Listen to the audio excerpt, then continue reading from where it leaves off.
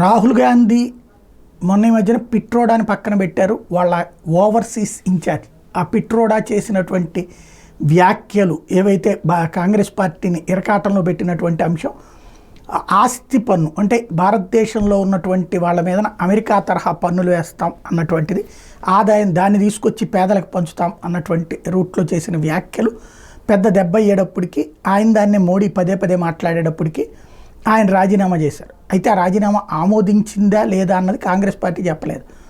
పిట్రోడా అలాగే ఆ తర్వాత సైలెంట్ అయిపోయారు. ఇప్పుడు మళ్ళీ పిట్రోడా రంగంలోకి వచ్చారు. ఈవీఎంల మీద మళ్ళీ చర్చని తెర మీదకి తీసుకొచ్చారు. ఈవీఎంలు హ్యాక్ అవ్వడానికి అవకాశాలు ఎక్కువగా ఉన్నాయి అన్నటువంటి ఒక వ్యాఖ్యలు చేసుకొచ్చారు.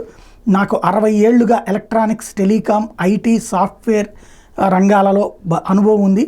ఈవీఎంలని హ్యాక్ చేయడం అన్నటువంటిది సులభమే అంటూ ఆయన చెప్తూ ట్రెడిషనల్ పేపర్ల వైపుకి వెళ్ళాలి అన్నటువంటి రూట్లోకి కామెంట్స్ చేసుకొచ్చారు. ఈవీఎంలకు అంత దమ్ముంటే వచ్చి ఇక్కడ ఎన్నికల సంఘం చూపించినటువంటి ఈవీఎంలు హ్యాక్ చేసి చూపించచ్చు కదా. ప్రస్తుతం ఓడినటువంటి వాళ్ళు ఈవీఎంలని వాడుతూ ఉన్నారు. ఇప్పుడు మరి అదే నిజమైతే కనుక కాంగ్రెస్ పార్టీకి అన్ని సీట్లు ఎట్లా వచ్చినాయి 99, అట్లాగే బీజేపీకి ఎందుకు తగ్గినాయి? బట్ ఇప్పుడు ఏంటంటే ఏదో ఒక చర్చ, డైవర్షన్ కావాలి.